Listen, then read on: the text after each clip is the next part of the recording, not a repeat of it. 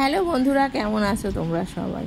সকালে ঘুম থেকে উঠে বেরিয়েছি গেট খুলতে। কি দারুণ বৃষ্টি হয়েছিল, সারা রাত বৃষ্টি হয়েছিল জানি, কারণ আমরা আজকে জানালাটা একটা পাল্লা খুলে রেখেই শুয়েছিলাম। বৃষ্টি হচ্ছিল তো এত সুন্দর আওয়াজ আসছিল, আর মশাটা হবে না এই আশায় খুলে রেখেছিলাম, না মশা কামড়ায়নি।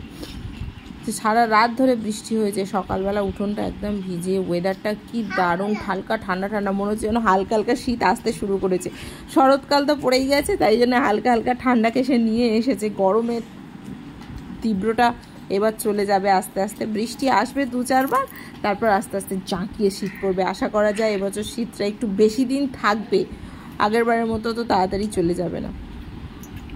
আর আমাদের উঠোনের নিচু জায়গাগুলোতে একটু একটু করে পানি জমেছে। পাশের দিকটা তো পুরো, এগুলো সব একেবারে সাদা চকচকে ছিল, মানে কালার করা ছিল। বর্ষাকালে পুরো একদম সবগুলো শ্যাতলা পড়ে গেছে। আবার বর্ষা চলে যাওয়ার পর যখন রোদ উঠবে তখন এগুলো আবার আস্তে আস্তে হালকা হয়ে যাবে, তারপর কালার করলে আগের রঙটা আবার ফিরে আসা যাবে। কালার না করলেও বৃষ্টি যখন বন্ধ হয়ে যাবে তখন এই শ্যাতলা ভাবটা চলে যাবে। বেশি বৃষ্টি হলে তো আমাদের এই সাইডটা আবার পানিও জমে যায়। ছোটোবেলা থেকেই আমি একা থাকতে খুব ভালোবাসতাম। নিউক্লিয়ার ফ্যামিলিতে বড় হয়েছি, সেরকম কেউ ছিল না, আর সেরকম কারোর কোম্পানি আমি খুব বেশি মিসও করতাম না। কিন্তু খাওয়া দাওয়ার সময় আমার পার্টনার চাই। মানে একা থাকতে আমি ভালোবাসতাম, কিন্তু একা বসে খেতে আমি ভালোবাসতাম না। তো বিয়ের পর প্রথম এখানে যখন আসি মাঝে মাঝে একা একা খেতাম। তারপর আস্তে আস্তে সোহেলা, ওর খাবার টাইম আমার খাবার টাইম অনেক সময় আলাদা হয়ে যেত। তারপর আস্তে আস্তে দুজনের টাইমটা চেঞ্জ করে একই জায়গায় আনতে থাকলাম। এখন চলে এসছে আমার একটা নতুন পার্টনার। এই দেখো, নাও এখান থেকে নাও। এই হচ্ছে আমার 4th পার্টনার। এটা হচ্ছে আমার 24 ঘন্টার পার্টনার। এখন তো বড় হয়ে গেছে, সেজন্য এখনও আমাদের সাথেই খাওয়া দাওয়া করতে পছন্দ করে। সেটা সন্ধ্যের টিফিন হোক, লাঞ্চ হোক, ডিনার হোক, ও এখন আমাদের সাথেই খায়। আর আজকে আমি ওর জন্য ওটস করি সাধারণত, তো আজকে আমি ওর জন্য ওটস বানাইনি। একটু পরে ওকে নুডলস খাওয়াবো বলে আর ওটসটা খাওয়ালাম না, সেজন্য আমি ও বললো বিস্কিট খাবে। বিস্কিট বলতে ও এইটাকে বুঝিয়েছে, যেটা বিস্কিট হয় সেটাকে না, এই টোস্টটাকে বুঝিয়েছে। তোকে দিলাম, ও খাচ্ছে। ও আমাকে দেখলো আমি এর মধ্যে ডিপ করে করে খাচ্ছি, সেজন্য ও আমাকে জিজ্ঞেস করলো আমি খাবো, বললাম খাও। এখন দেখো ও আমার সাথে কি সুন্দর দাঁড়িয়ে দাঁড়িয়ে এর মধ্যে ডিপ করছে আর খাচ্ছে। খাও খাও, ডিপ করছে আর খাচ্ছে। এটা হচ্ছে আমার টি পার্টনার আপাতত, আজকের দিনে টি পার্টনার। রোজ রোজ কিন্তু আমি এরকম খেতে দেবো না।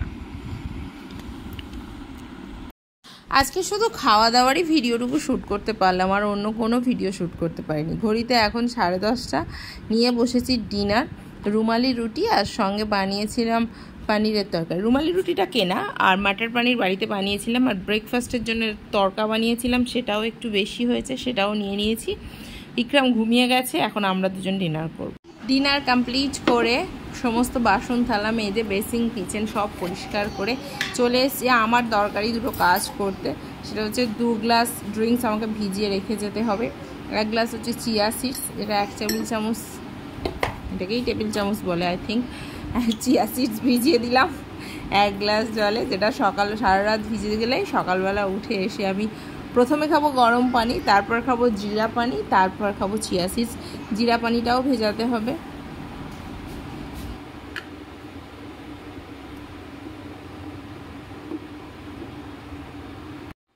আর এই গ্লাসটাতে ভেজাবো আমার সে স্পেশাল ড্রিঙ্কসটা, যেটা খেলে দরদর করে একেবারে মেদ শরীরে যেখানে থাকবে সব ঝরে যাবে। ইউটিউব খুললেই পাওয়া যাচ্ছে। সেটা হচ্ছে মেথি, মৌরি, জোয়ান আর আরেকটা কিছু একটা আছে, সেটা আমার এই মেথি, মৌরি, জোয়ান আর একটা কি আছে মনে পড়ছে না। তো এগুলো অনেকে গুঁড়ো করে ফুটিয়ে খায়, আর আমি গোটাই রেখেছি একসাথে করে, যেটাকে আমি সারা রাত ভিজিয়ে দেবো। তারপর সকালবেলা এটাকে ভালো করে ফুটিয়ে এই পানিটা খালি পেটেই ঢকঢক করে খেয়ে নেব। মনে হচ্ছে আমার 1-2% কোনো রকম কাজ দেখাচ্ছে। এই জারটাতে আমি ভরে রেখেছিলাম, বেশ অনেকটাই ছিল, এখন প্রায় শেষের দিকে। এটা শেষ হয়ে গেলে আবার বানাতে হবে। এটা পরের দিন সকালবেলা আমি ঘুম থেকে উঠেছি, তখন বাজে 4:30। নামাজ পড়ার পর আর একেবারেই ঘুম এলো না। ভাবলাম শুয়ে থেকে লাভ নেই, সোজা চলে যাই। আর এখন বসে বসে ঘুমানোর চেষ্টা করেছিলাম, মানে শুয়ে ঘুমানোর চেষ্টা করেছিলাম। যখন ঘুম এলো না তখন উঠে এলাম। ঘড়িতে এখন বাজে 5টা 10, আর হালকা হালকা ঠান্ডা হাওয়া আসছে, কি ভালো লাগছে। আজকে আর কোনো বৃষ্টি হয়নি, আজকে একেবারে শুকনো খটখট করছে সব। তবে আশা করা যায় ওয়েদারটা একটু ভালোই কাটবে। আর আমার সঙ্গে এই বিড়ালটাও উঠেছিল, এসে আমাদের ঘরের কার্পেটে শুয়েছিল। আমি বেরোতেই ও লাফ দিয়ে চলে গেল। ও আর ঘুমালো না, এবার আমার দিকে তাকিয়ে আংড়ায় নিচ্ছে, ভাবছে আমি চলে যাব। কিন্তু যখন দেখলো আমি চলে যাচ্ছি না, ওখানেই দাঁড়িয়ে আছি, ওকে ক্যাপচার করছি, তখন ও ভাবলো আমাকে আর ঘরে ঢুকতে দেবে না, আমিই চলে যাই। আর চোখ দুটো কেমন জ্বলছে দেখো মোবাইলের ফ্ল্যাশ দেওয়ার সময়। চলে এসেছি রান্নাবান্না করতে। রান্নাবান্না প্রায় শেষের দিকে। আজকে একটু চিংড়ির মালাইকারি করছি, যেটা হয়ে এসছে, আর একটু মাখা হবে, তারপর সেটা নামিয়ে নেব। আর অন্যদিকে হচ্ছে আমি আমার ফেভারিট হচ্ছে লোটে মাছ, নিহড়ে মাছ, যে যাই বলো সেটাই চচ্চড়ি করছি। টমেটো, আলু, পেঁয়াজ, আর যেহেতু আমিই খাবো সেজন্য কাঁচা লঙ্কাটা মন ভরে দিয়েছি। ফ্রিজে থাকলে আরও দিতাম, 5 পিস ছিল, 5 পিসই দিয়ে দিয়েছি।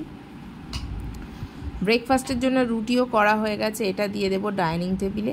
আর যেহেতু চিংড়ির মালাইকারি হচ্ছে, মালাইকারিতে একটু মিষ্টি অ্যাড করলে আমার যেন মনে হয় টেস্টটা একটু অন্যরকম আসে। মিষ্টিই তরকারি এটা, যে কারণে আমি খেতে পারি না। ছোটোবেলায় প্রচুর খেয়েছি, এখন আর খেতে পারি না। আমি শুধু ওপর দিয়ে চিংড়িটা তুলে নিই। ডিমের মালাইকারি হলে ডিমটা তুলে নিই। ওপর দিয়ে চিনিটা ছড়িয়ে দিলাম, একটু হালকা নেড়ে চেড়ে দিলাম। এবার আঁচটাকে একেবারেই ধিমি করা হয়েছে। আর চিংড়ির মালাই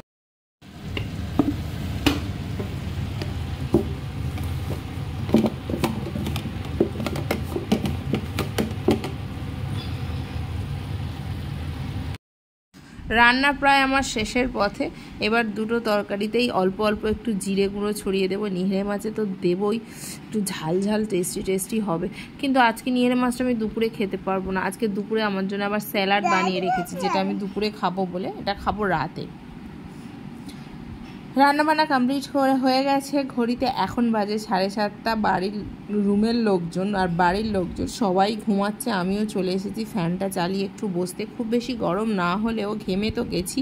বাইরে অলরেডি সূর্যি মামা একেবারে দরদর করে উঠে পড়েছে। ভাবলাম আজকে মেঘলা আকাশ থাকবে, কিন্তু না, আমি পর্দাটা টেনে দিলাম।